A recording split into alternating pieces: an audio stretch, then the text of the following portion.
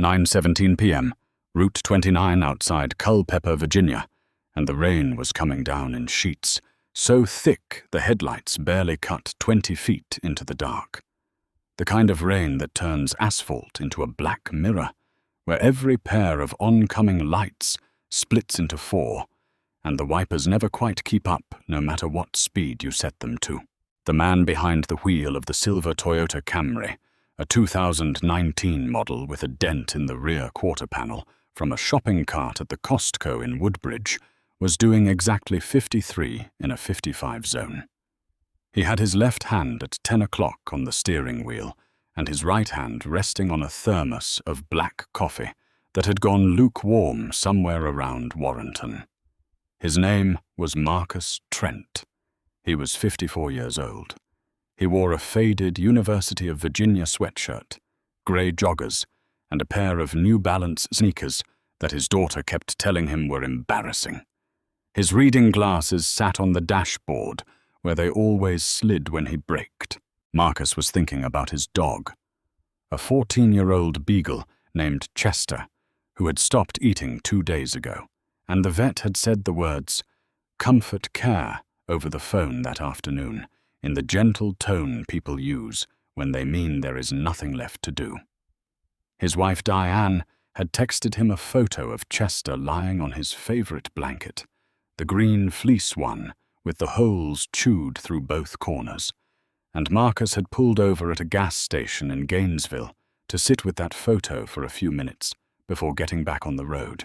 He was heading home from a 3-day conference at the Marriott in Crystal City, the kind of conference where you sit in windowless rooms and review readiness assessments, and nobody in the outside world would ever guess what was actually being discussed behind those beige walls. He had no idea that in the next 4 minutes, blue and red lights would appear in his rearview mirror and change the trajectory of 17 careers, including his own. The cruiser materialized out of the rain, like something born from it. No siren at first, just the lights, stuttering blue and red across the wet road, catching in the droplets on Marcus's rear window. He checked his speedometer. 53. He signaled right, eased onto the shoulder, and put the Camry in park. He turned on his dome light because he had learned a long time ago, longer than he wanted to think about, that a black man sitting in a dark car during a traffic stop was a black man inviting assumptions. He placed both hands on the steering wheel at 10 and 2. He waited. The flashlight hit his side mirror first, then walked up the length of his car, like it was looking for something wrong with the body. The knock came on the glass. Marcus lowered the window halfway, and the rain immediately spattered across his left forearm. The officer was young, not young like a rookie, but young like a man who had been doing this for 8 or 9 years and still believed that every stop was the one that would prove him right about something. He was built thick through the shoulders, blonde hair cut tight on the sides, and his nameplate read D. Sloan. Officer Derek Sloan. His jaw worked a piece of gum, with the kind of mechanical intensity that suggested he chewed not for flavor, but for something to do with the tension he carried in his face. License and registration. No greeting. No, sir. No explanation for the stop. Marcus had noted all 3 absences before the second word left the officer's mouth.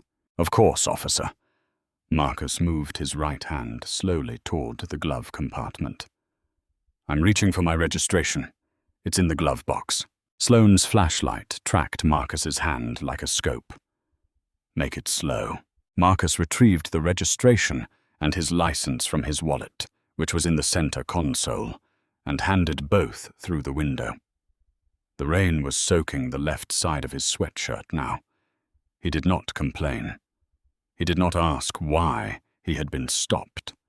He knew from decades of experience that asking why was often received as the opening argument in a confrontation he had not started. Sloane studied the license, then leaned down and aimed the flashlight directly into Marcus's eyes.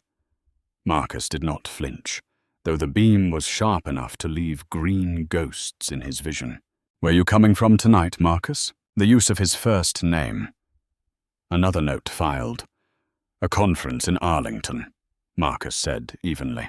"What kind of conference?" "A work conference." "What kind of work?" "Government work." Sloane straightened up. The rain drummed on his hat brim and ran off in a little waterfall past his right ear. He looked at the Camry, at the dent, at the Virginia plates, at the man inside wearing a college sweatshirt.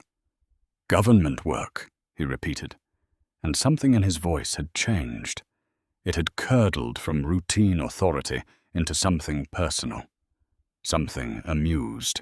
"Step out of the vehicle." Marcus felt the words land in his chest, like a stone dropping into still water. He had been here before. Different roads, different officers, different states. The same feeling. "Can I ask what I've done wrong, officer?" I said, "Step out." Sloane opened the door himself, stepping back with his right hand drifting to his belt. Not to his weapon. To his belt. But the implication was a language Marcus could read fluently. Marcus stepped out into the rain. It soaked through his sweatshirt in 3 seconds. The asphalt was slick under his New Balance sneakers, and the smell of wet earth and diesel rose up from the shoulder of the road. "Hands on the vehicle. Turn around." "Officer, I was doing 53 in a 55. I signaled every lane change. My tags are current." "What is the reason for this stop?" Sloane closed the distance between them. He was 4 inches shorter than Marcus, but he had the posture of a man who had never once considered that height was not the same as authority. "Your left tail light was flickering," he said. It was not flickering. Marcus knew this because he had done a walk around of the Camry that morning in the hotel parking garage, the way he always did. Because he had learned a long time ago that driving while black with a broken tail light was not a minor inconvenience, but an invitation to exactly this. "I checked my lights this morning," Marcus said quietly. They were both functioning. "Are you calling me a liar?" "No, sir. I'm telling you what I observed." Sloane's gum stopped moving. His jaw locked. The rain was the only sound for a moment, that and a tractor trailer hissing past on Route 29, throwing up a wake of spray that caught the cruiser's lights and turned them into something almost beautiful. "You know what I think, Marcus?" Sloane's voice had dropped. It was quiet now, almost intimate, the way a man speaks when he is about to say the thing he has been thinking the entire time. "I think you're driving a vehicle that doesn't match the registration. I think this car might be stolen. Because I've been doing this a long time, and in my experience, guys like you in cars like this at this hour, on this road, something doesn't add up." "Guys like me," Marcus said. "Not a question." A mirror held up. "Don't start with that. Hands on the vehicle. Now." Marcus turned and placed his palms flat on the wet roof of the Camry. The metal was cold. He could feel his wedding ring click against it. He stared through the rear window at his thermos of cold coffee and his reading glasses on the dashboard, and the green glow of the GPS, showing he was 41 minutes from home, from Diane, from Chester on his green blanket. Sloane patted him down, roughly. The kind of pat-down where the hands linger on the waistband, where the fingers dig into the ribs, not because they are searching, but because they are demonstrating. Marcus breathed through it, the way he had breathed through a lot of things in his life. Controlled, measured. 4 counts in, 4 counts out. "What's this?" Sloane pulled the phone from Marcus's jogger pocket. "That's my personal cell phone." Sloane turned it over in his hands, then looked at Marcus's face with the flashlight again. "You got another phone in the car?" "I have a work phone in my bag in the trunk." "Open the trunk." "I'd prefer not to consent to a search, officer. I know my rights, and I'm asking respectfully for your badge number and the reason for this stop." What happened next happened fast. Sloane grabbed Marcus's left wrist and twisted it behind his back. The cuff went on before Marcus could finish drawing his next breath. The second wrist followed. The metal was tight, tighter than necessary, and the edge of the left cuff bit into the bone just above his watch line. Marcus felt a sharp, specific pain that he would later describe to investigators as like someone pressing a screwdriver into the base of his thumb. "You want to play lawyer?" Sloane's breath was hot and smelled like cearment and something metallic like pennies. "We can do this at the station. I'm placing you under arrest for obstruction and suspicion of driving a stolen vehicle. This vehicle is registered in my name. You are holding my registration." Sloane ignored this. He walked Marcus to the cruiser, opened the back door, and placed his hand on top of Marcus's head the way they train you to do. Except Sloane pushed down harder than necessary. Marcus's forehead clipped the door frame. Not hard enough to cut. Hard enough to sting. Hard enough to be deliberate.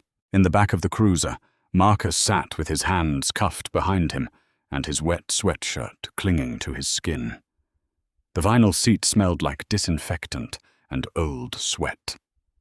Through the mesh partition, he could see Sloane in the front seat, running his plates. The radio crackled with dispatch codes and the distant voices of other officers on other stops, other roads, other rainy nights. Marcus spoke calmly. "Officer Sloane, I'm going to ask you one more time to uncuff me and return my identification. If you do that now, this can still end differently for you." Sloane glanced in the rearview mirror. His eyes were flat. "Is that a threat?" "No, it is information." Sloane laughed. It was a short laugh, more air than sound. "Man, you government guys are all the same. You think because you push paper in some cubicle at the VA, you're untouchable." He shook his head. "You're not special, Marcus. Out here, on my road, you're just another guy who doesn't know when to shut his mouth." 19 seconds later, Marcus's work phone rang in the trunk of the Camry. Sloane ignored it. It rang out. Then it rang again. Then Marcus's personal phone, which Sloane had set on the passenger seat, lit up with a call from a contact labeled SECDEF Direct. Sloane looked at the phone. He looked at it for a long time. The rain filled the silence. He picked it up as if it might be hot. "What is SECDEF?" he asked, his voice different now. Flatter. Like a man walking into a room and sensing that the floor has changed. Marcus met his eyes in the rearview mirror. "Secretary of Defense," he said, "and I would answer it if I were you." There was a moment, no longer than the space between two heartbeats, where Derek Sloane sat perfectly still. And something passed across his face that was not arrogance or anger. It was recognition. The kind of recognition a man feels when he realizes that the ground he has been standing on was never as solid as he believed. He looked at the phone. He looked at the man in his back seat. The man in the wet University of Virginia sweatshirt, with the cold coffee and the reading glasses on the dashboard, and the beagle dying at home.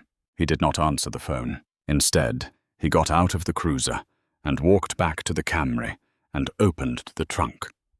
Inside the overnight bag, next to a shaving kit and a folded uniform in a garment bag, he found the work phone that was still ringing.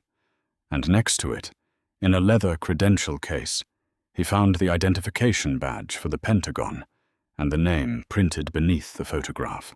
Colonel Marcus D. Trent, United States Army. Deputy Director, Joint Staff Logistics, J4, Office of the Joint Chiefs of Staff. Sloane stood in the rain, holding the credential case. A car passed, then another. The red taillights stretched and smeared in the wet dark like something bleeding. Here is the thing about Derek Sloane that nobody would report later, and that Marcus himself would only mention once in a private conversation with his wife. When Sloane walked back to the cruiser, he did not immediately uncuff Marcus. He did not apologize. He stood outside the rear door for a full 10 seconds, and in those 10 seconds his face did something complicated. His mouth opened and closed. He looked down the road in both directions, as if checking whether the world had changed shape while he was not paying attention. And then he said, very quietly, almost to himself, "My kid starts kindergarten on Monday." It was not an apology. It was not relevant. It was the sound of a man whose mind had jumped to the thing he was about to lose and landed on the smallest, most innocent thing in his life. For one moment, Derek Sloane was not a badge or a uniform or a set of assumptions. He was a father standing in the rain, doing math he could not finish. Then the moment passed. He opened the door. He reached for the cuffs, but by then it was too late. The call that Sloane did not answer had triggered a protocol that Sloane did not know existed. When a senior Pentagon official fails to respond to a priority communication and their personal device is answered by an unknown voice, or not answered at all, a GPS trace is initiated within 90 seconds. Colonel Trent's government phone contained a location transponder that was now broadcasting his position to the National Military Command Center at the Pentagon, and because Trent was on the Joint Staff, the notification went up, not down. The first call came into the Culpeper County Sheriff's Dispatch at 9:39 p.m. It was from the Pentagon's Force Protection Division. The dispatcher, a woman named Gail Perkins, who had worked the night shift for 11 years and had never once received a call from the Department of Defense, later described her reaction as feeling like someone had plugged her switchboard into a different country. The second call, 40 seconds later, came from the Office of the Secretary of Defense directly to the Culpeper County Sheriff, a man named Tom Avery, who was at home watching a Nationals game in his recliner. He was still in the recliner when he answered. He was not in the recliner when the call ended. The third call went to the Virginia State Police Superintendent in Richmond at 9:47 p.m., 8 minutes after Sloane had found the Pentagon credential and was still standing in the rain, trying to formulate words. 2 Virginia State Police cruisers arrived from opposite directions on Route 29, with their lights running full. Behind them, an unmarked black Suburban that had been dispatched from the Pentagon's own security detail at Joint Base Maya appeared on the road like a dark animal emerging from the tree line. Sloane was standing next to his cruiser when the doors opened. 2 state troopers, 3 men in civilian clothes with federal credentials around their necks. One of them, a woman in her 40s with short gray hair and a rain jacket that said nothing on it, walked directly to the back of Sloane's cruiser, opened the door, and looked at Marcus Trent sitting in handcuffs in the back seat. "Colonel Trent, I'm Agent Reeves, Pentagon Force Protection. Are you injured, sir? Minor abrasion on my forehead. Cuffs are too tight on my left wrist, otherwise I'm fine." Agent Reeves removed the handcuffs herself. She examined the red marks on his wrists under her flashlight. She took photographs with a phone that had no visible brand logo on it. She did all of this without once raising her voice or looking at Derek Sloane, which was, in its own way, more devastating than any confrontation would have been. He simply did not exist in her operational picture. One of the state troopers, a sergeant with 22 years on the force, approached Sloane. He did not shout. He spoke in the flat tone of a man reading a verdict. "Officer Sloane, I need your weapon. Place it on the hood of your vehicle. Step back and interlock your fingers behind your head." Sloane's mouth opened.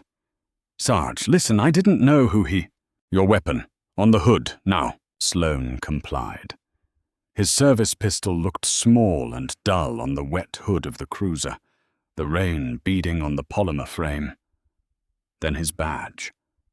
Then his body camera, which had been running the entire time, which Sloane had forgotten about, which had recorded every word, every grab, every push, every instance of the phrase, "guys like you." The state sergeant took the body camera and sealed it in an evidence bag. He looked at Sloane the way a surgeon looks at an X-ray that confirms what he suspected. "You are suspended, effective immediately pending investigation. Do not leave Culpeper County. Do not contact Colonel Trent or anyone in his family. Do not speak to media. Do you understand these instructions?" "This was a routine traffic stop," Sloane said. His voice had climbed half an octave. He was fidgeting. "I had reasonable suspicion." His tail light was. "Your dashcam footage is being pulled right now," the sergeant said. "If that tail light was flickering, it'll show on the recording." It did not show on the recording. Sheriff Tom Avery arrived at 10:14 p.m. in his personal truck, still wearing the Nationals t-shirt he had been watching the game in. He stood in the rain for 2 minutes being briefed by Agent Reeves.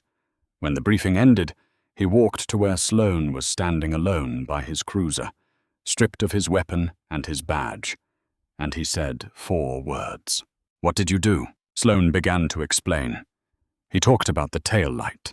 He talked about his instinct. He talked about the vehicle not matching, even though it matched perfectly. He talked for perhaps 90 seconds, and with every sentence the hole deepened. Avery listened with his arms crossed and rain running down his face, and when Sloane finished, Avery said nothing. He turned and walked back to Agent Reeves. Marcus Trent was sitting in the passenger seat of the state trooper's cruiser, with a thermal blanket around his shoulders and a bottle of water. His wife had been called. His commanding officer had been called. His dog was still lying on the green blanket at home, and for a moment, between the phone calls and the statements and the evidence collection, Marcus thought about Chester, about the weight of a beagle's head on your knee, about the things that actually matter on a rainy Tuesday night when the world decides to remind you what it thinks of your skin. The investigation moved at a speed that startled even the investigators. The body camera footage was reviewed by the Pentagon's legal office by 6 a.m. Wednesday morning. By noon, the Culpeper County Sheriff's Department had received a formal complaint from the Department of Defense Inspector General. By Thursday, the FBI's Civil Rights Division had opened a parallel investigation into patterns of racially motivated stops conducted by Deputy Sloane over the previous 7 years. What they found was not a single incident. It was a practice. 43 traffic stops of black drivers in 12 months, a rate 400% higher than any other officer in the department. 14 complaints filed, 0 sustained, every single one dismissed by an internal review board that consisted of 3 people, one of whom was Sloane's shift supervisor. The body camera footage was released to the public on a Friday afternoon, the way agencies release things they know will burn. 12 million views in 48 hours. The phrase "guys like you" trended nationally for 3 days. Derek Sloane was terminated 9 days after the stop. He was subsequently indicted by a federal grand jury on charges of deprivation of rights under color of law, a civil rights violation carrying a maximum sentence of 10 years. His shift supervisor, Sergeant Bill Coates, who had dismissed 14 complaints, was terminated the same week. The Internal Review Board was dissolved. Culpeper County settled a civil lawsuit brought by Colonel Trent for $6.8 million. The settlement included a mandate for mandatory bias training, revised use of force policies, independent civilian oversight, and the installation of body cameras on every officer in the department. Cameras that could not be turned off during any interaction with the public. But this is not the part that Marcus Trent would remember. 7 weeks after the stop, he stood at a podium at the National Press Club in Washington. He wore his dress uniform, the green jacket heavy with ribbons and insignia that represented 31 years of service to a country that could not always decide whether he belonged to it. He adjusted the microphone, and for a moment, the room was so quiet you could hear the air conditioning humming through the ceiling vents, that low mechanical breath that big buildings make when humans stop talking. He did not give a speech about justice. He did not give a speech about race. He talked about Chester.